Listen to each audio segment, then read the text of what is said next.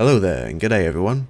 Today I have a video showing you how I texture the character General Grievous. I hope that I'm able to teach you something today, and I look forward to sharing the finished character with you by the end of this video.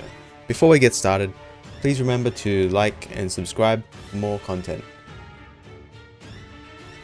So first, we are going to open up an image texture in our shader editor. We're then going to give it a name with ID at the end of it.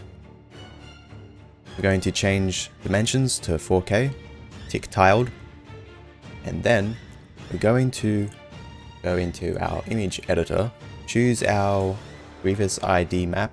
Now this character has a lot of UV tiles, so we're going to have to add more. This might take some time because there's a lot. I think this character has like 14 or so, so I'm just going to speed this up now. You can see now if I go into edit mode, you can see that the UVs for the arm are located on tile 14. And there you can see all of our UVs.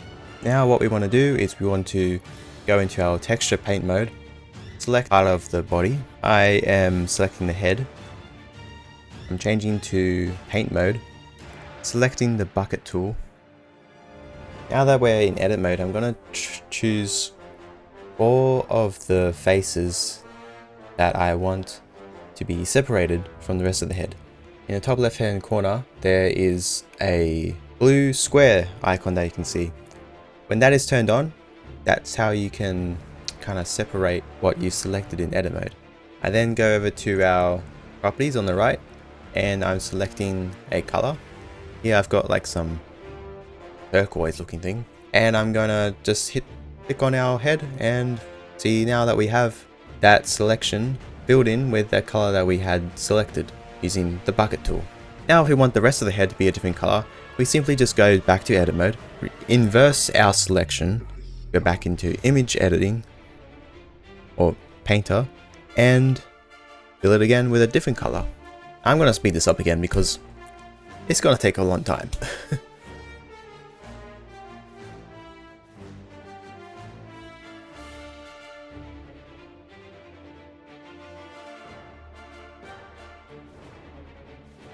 When we're finished, we go up to image and we hit save. That will save all our UV tiles with a new image texture which represents our ID map. I'm going to save this file and open up Substance Painter. Here I'm going to import or start a new project with our character.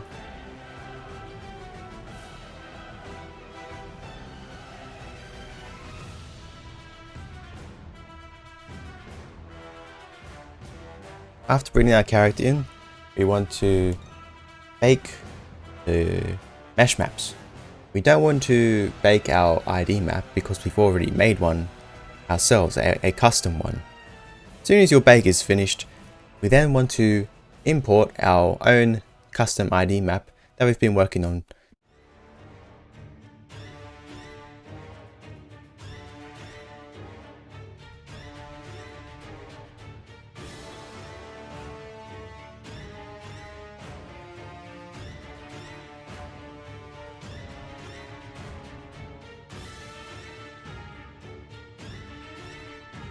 Alright, now that we've done that, we want to head over to our base color. We're going to add a new color. I'm going to call it base 10, and this will be General Grievous's main color. We're then going to add another layer which will be the metal. We're going to use color selection on our mask. Now Grievous has eyes as well, and they are going to be red, and that will allow us to use our ID map to quickly select the areas that we want masked. I'm going to add some more layers now for other parts, other metals such as General Grievous's teeth. I've also got a layer here for the shiny neck parts. Finally, we also have to make a color for his lungs, which of course are green. Now, a good thing that I like to do is if I go into display settings, you can change the lighting using these HDRI maps. Doing that, we can be more accurate with the colors that we choose. It's also a good practice to see how your textures look on a different monitor to yours, because different people have different monitors. You want your character to look good on whatever display your audience is experiencing it from. Alright, now we're going to explore using generators. Here I'm adding a dirt generator. You have to take your time when using generators because they can slow your computer down. After adding my dirt generator, I sometimes like to add a paint layer, which will allow me to paint out whatever areas I feel have too much dirt by hand. After adding our dirt generator, we're going to add edgeware, metal edgeware. This will be a lighter color to make the edges appear shiny. We'll add another dirt generator to the tan parts, and this will be a very dark brown. I'm now going to show you how to export your textures into Blender. Now, these textures aren't finished. However, it is good practice to take your textures and just see how they look on your finished character model inside your render engine before you progress too far into details.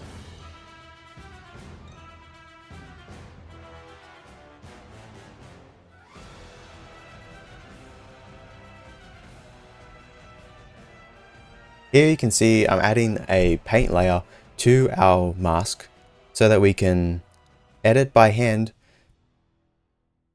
all of our dirt generators and just remove exactly what it is we feel has wherever you feel there is too much dirt.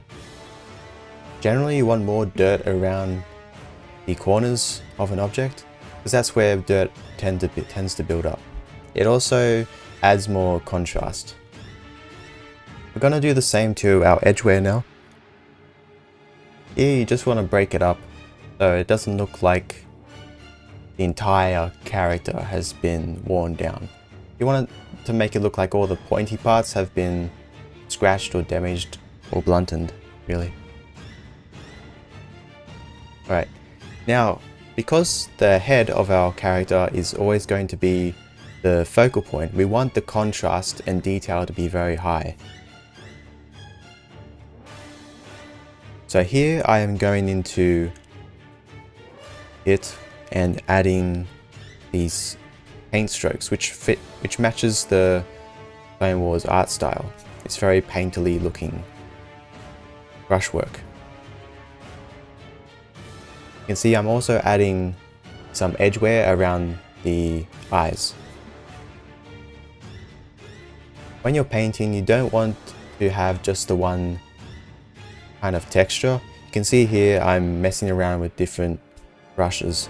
I've got some dirt brushes, I've got some hairline brushes, I've got all types of different soft furry looking brushes. You mix them all up and it starts to look more natural and less like AI or like it's being generated by a computer. General Grievous has these deep cuts or cracks in his skull,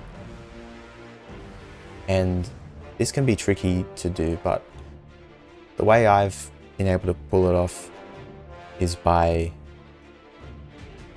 using a lot of contrast. You can see I've added